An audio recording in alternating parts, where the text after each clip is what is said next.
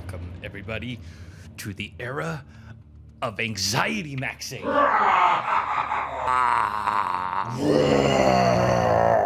Meow. Long gone are the days that I'm going to sit by and let anxiety take over and control my inaction. No, I'm going to forge it into a great and powerful weapon that will give me foresight into the future.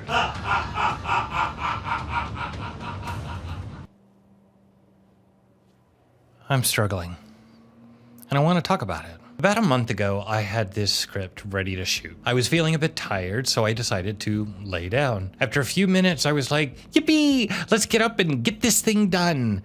The problem was, I couldn't move. I was paralyzed. Not literally, but also literally. It was a really uncomfortable moment as I felt like my very soul was telling me that everything was too tired. Tired of pushing, tired of trying, tired of fighting with myself, begging me for just a little more rest. But for how long?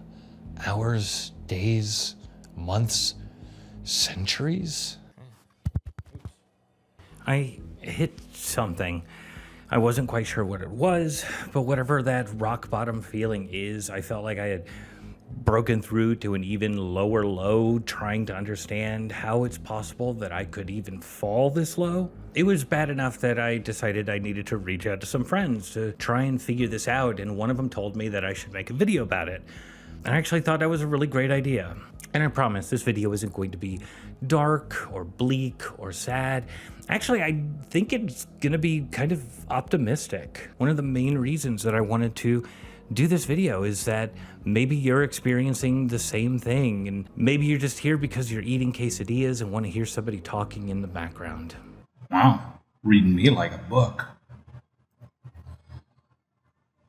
I want to talk about what happened, why I think it happened, and what I'm planning on doing about it. So come with me while I talk a bit about what's going on.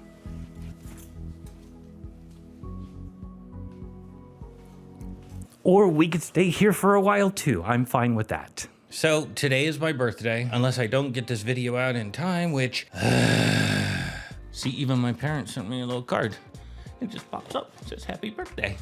I could say that there are other things that I prefer to be doing, other things that I'd prefer to be working on, but like, is this just my existence at the moment? And I'm also dealing with a broken tooth. Like, it's not gonna get fixed for another week, so I'm dealing with that. It doesn't hurt, but it's just kind of like annoying, just something else to have to deal with on top of everything else. But this video isn't going to be about some sort of health scare or living in the bottom half of a K-shaped economy. I don't think YouTube would allow a video that long. This is more to do with the struggle of having to deal with losing a sense of self, and then you start running circles around with what I'm calling anxiety maxing. Pretty cute, right? In order to do that, we need to start by going back to the end of 2024, back when none of this stuff was on the wall, so I need to move it so I have some more space. There we go. We've gone back in time. I made a video called something. I didn't look it up. It was something like, this video isn't for you. That video was technically not for you. It was an ultimatum to myself to get out of this pattern that had been going on for over a decade and to just make something and stop making nothing. I kept getting caught in this loop of just waiting for the perfect idea, for the right idea to come to me that would solve all of these problems. And it's not to say that ideas didn't come. I even worked on developing some, but like nothing would end up panning out, or at least nothing that I took seriously. This is all going to end up circling around anxiety, and so I just kind of want to talk about anxiety for a second. Anxiety is a normal human function. When we are calm and safe and comfortable, the anxiety dial tends to be turned down real low. When we're doing something or in a situation where there may be some possible danger or some unease about a situation, that anxiety dial gets turned up in case we need to react to something quickly. Then when that danger is gone, it gets dialed back down. Sometimes, for some people, that dial likes to get turned up really easy. At its worst, this turns into like moments of panic and you're not exactly sure why sometimes. But the anxiety that I kind of want to talk about is the kind that's always there, sort of just buzzing under the surface. Whatever baseline is normal, it's a bit elevated. Elevated anxiety. Now, this level of anxiety is the kind of thing that broadly makes you afraid to do certain things, whether that's talking to people, interacting with people, or constantly worrying, or just kind of a general inability to concentrate. Your mind is constantly running and thinking about everything else that is happening except for what is happening right now. I always think of that scene from Infinity War when Doctor Strange was looking at all the outcomes of millions of different futures. I'm walking around looking at all the different possible timelines and scenarios and trying to find solutions to deal with every potential future reality. But on the outside, you can't focus. You're tense sometimes. You have elevated heart rate, and it's all because your brain just keeps running through this loop of everything that might happen and for a reality that doesn't exist. Exactly like Footloose. Is it still the greatest movie in history? It never was. And it makes your nervous system act in weird ways. So, for example, there was a time when I was living in Los Angeles that I had to go to Television City, which is a pain to get to, it's a pain to park, and then you still have to walk to get to the place. Because anxiety is not really about a thing being so pain in the ass that you don't want to do it. All of that stuff is not a problem. And I am literally across the street from where I need to be. Then, and I remember this so specifically, something completely overwhelms my body and this fear kicks in and I stop mid-stride and I turned around and started walking back. Something in my brain was just like, hey, we're not gonna go any further. You got most of the way there. You're 90% of the way to your destination. Like, that's most of it, right? That's good enough. Why don't we go back to the car where it's the stuff we're comfortable with and what we know? Anxiety took over the moment that I was going to have to walk into whatever was next, the unknown. I was probably going to have to talk to somebody to not only announce that I was present, but to just find where I needed to be in the first place. Oh my God, I have to talk to people. That moment sticks with me and freaked me out so much that I spent a long time. I spent years trying to keep it under control so that way that would never happen again. I thought I did. Elevated anxiety, feeding into the anxiety. But why don't we throw in something that's gonna push those buttons just a little bit more? Perfectionism. Oh, that's upside down. Perfectionism is more of a personality trait than it is anything that has to do with your nervous system or your brain or anything like that. And it's overall this reaction of having high, but most importantly, unreasonable standards for yourself. The ideas can't just be good. They gotta be perfect. And execution needs to be flawless. There is no substitute. Period. And where this comes from is usually a fear of failure. And for me, it's not so much a fear of failure, but more of a fear of abandonment. If I don't have the answers, if I don't do what I do with perfection and ease, you're going to abandon me. And usually where this crops up the most is if you're paying me, like you're an employer or a freelance client, for example. The moment that I say I don't know, or I can't do something, or I do something wrong, that's the moment that you're gonna dump me. Can't even make the smallest mistake because you'll be questioning why you're even talking to me. So perfectionism kind of gets born from anxiety, or at least in my case, I think it does. But then it just becomes this fuel of every single time perfectionism starts to pop up in my head, it starts pushing those anxiety buttons. But what's frustrating with dealing with that is that I just constantly, when I'm working on a project, will get headaches and just extreme stress and this constant, nonstop refining. And people will say, great, I love it. And then you're like, are they just saying that? Like, is it actually great or is it not good enough? And they're just saying that to, appease me. Meanwhile, I'm tearing my hair out over the little fucking things. And so, yeah, you have these two modes where it's like somebody will love something and it'll either be, yeah, because I figured it out and I perfected it and it was great, or you're just lying to me, aren't you? Not a great look to anybody else. Burnout. Hang on. Almost there. Yeah, it's good enough. So we're gonna go back a few years. This is like 2017 into mid 2018. I started working for a company that almost decided to shut its doors. And I ended up working like 60 to 70 hour weeks through that entire period, just making sure that everything that we needed to deliver to clients was getting delivered on time. When things had calmed down enough that I was able to work a more normal schedule, that meant I had more free time for me. I could get back to what I want to make, the things that I want to do, the things that I've been trying to do for years. Except I couldn't remember what that was. And it was worse than that even. I couldn't remember anything.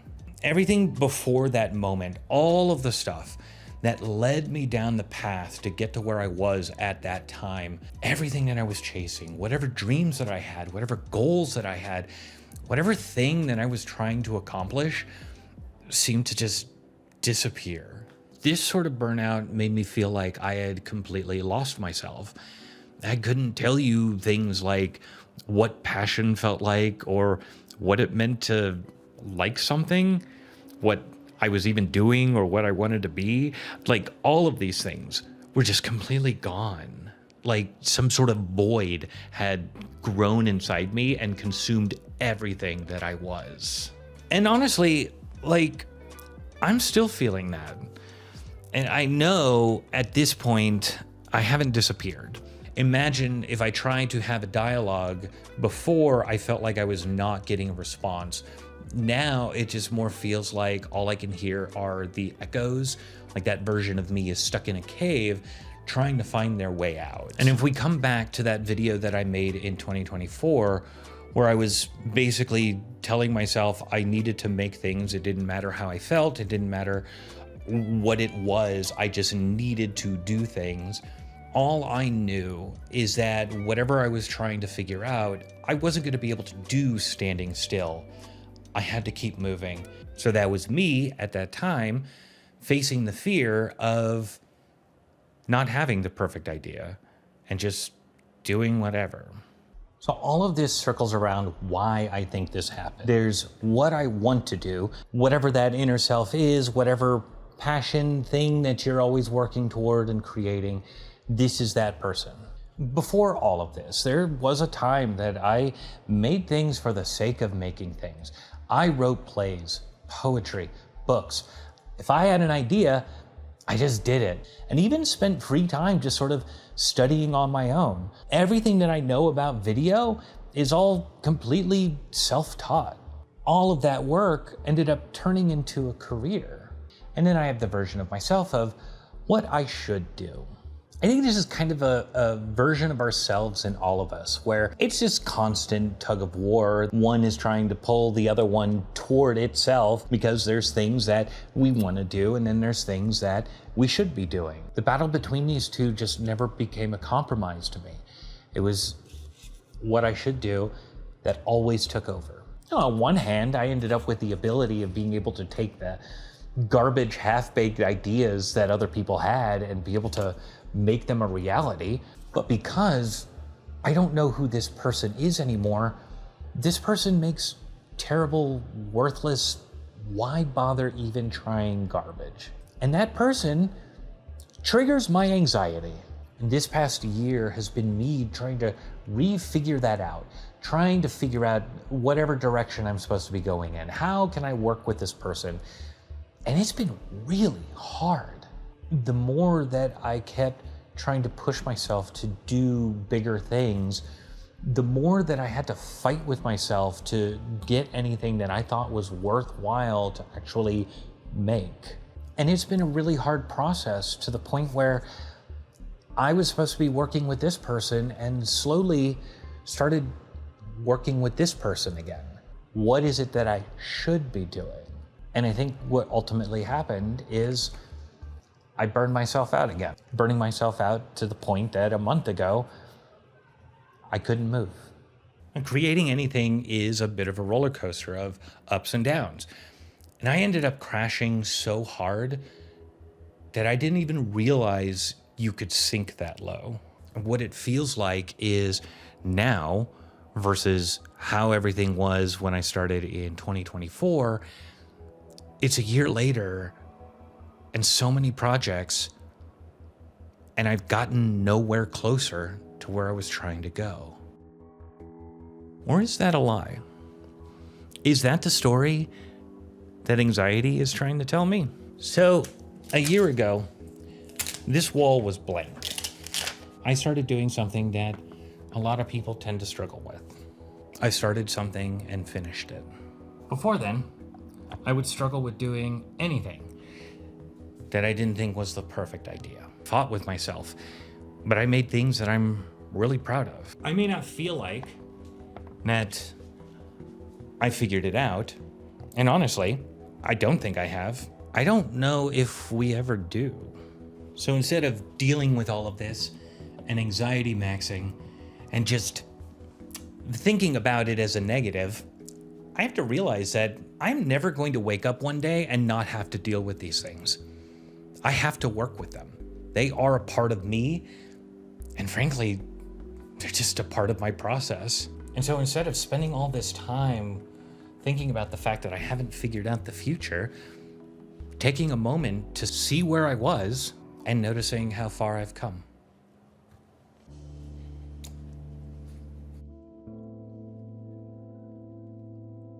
There's this joke in video production where if things don't quite go the way that you expect in production, that's okay, you'll just fix it in post. There are legitimate reasons why that might happen, but the joke is more about you're wanting something that's kind of crazy or you don't do things right in the first place, that it doesn't matter because it's going to be somebody else's problem. I was having a conversation with another friend about this who told me probably the simplest way of thinking about it, where I have a fix-it-in-pre problem.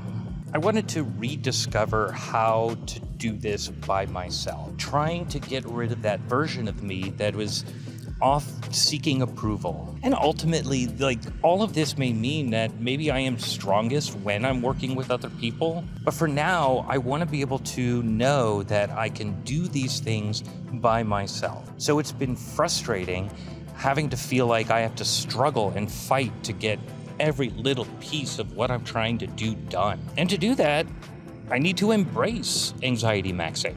Make sure that it is part of the process, because that is part of what makes me do the things that I do. It could be stuff like, how do I make a garbage idea interesting?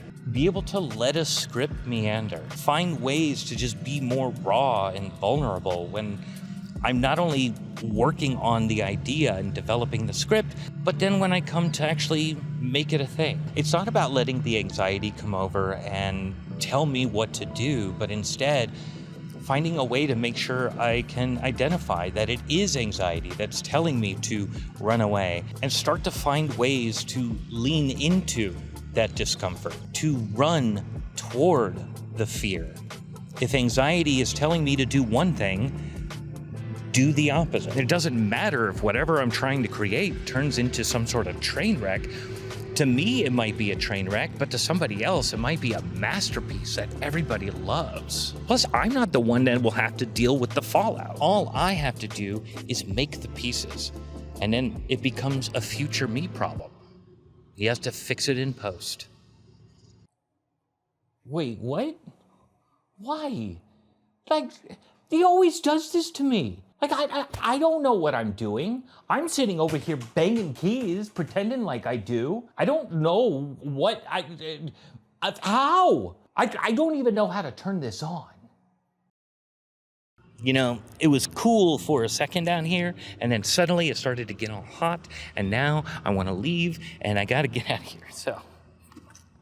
50% of me that's stupid, that's 100% you.